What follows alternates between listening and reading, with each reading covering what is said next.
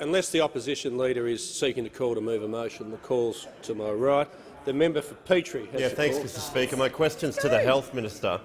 Will the Health Minister please update the House on how a stronger economy enables the government to deliver life-changing support services for drug addiction to those living in Redcliffe and Caboolture? Is the minister aware of any alternative attitudes to the funding of health services in Queensland? The Minister for Health has the call. Thank you very much, Mr Speaker, and I want to thank the member for Petrie for his question. He comes to this place as somebody who ran a successful small business.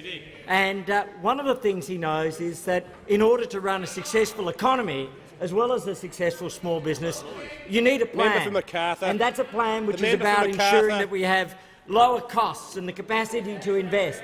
And that plan, which this government has, allowed us to help the country deliver an extra 1 million jobs. And those 1 million jobs have allowed us to ensure that we are able to guarantee the essential services that matter to all Australians. Essential services such as record funding for Medicare, for hospitals, for mental health and for aged care. But one of his particular passions is also about ensuring that we have adequate support and real and powerful support for drug and alcohol dependency. In his own electorate, he's been a powerful and unstinting advocate for the Redcliffe PCYC, helping to secure a $450,000 upgrade to their services, and only recently a new local drug and alcohol team. But he also asks about Caboolture, because only recently I visited Caboolture and I was there with our candidate, Trevor Ruthenberg, for the seat of Longman. Big Trev, absolutely. Big Trev has the heart of a lion, and one of his passions is also to ensure that there is drug and alcohol treatment for the people of Caboolture who need that additional support according to the needs assessment of the Primary Health Network.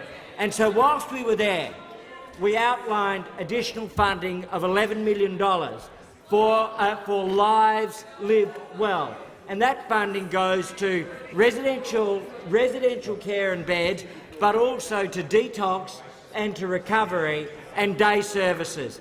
And the reason why we did that is the very testimonial that I received today from one of the clients of Lives Lived Well, Debbie, who has had a drug and alcohol problem.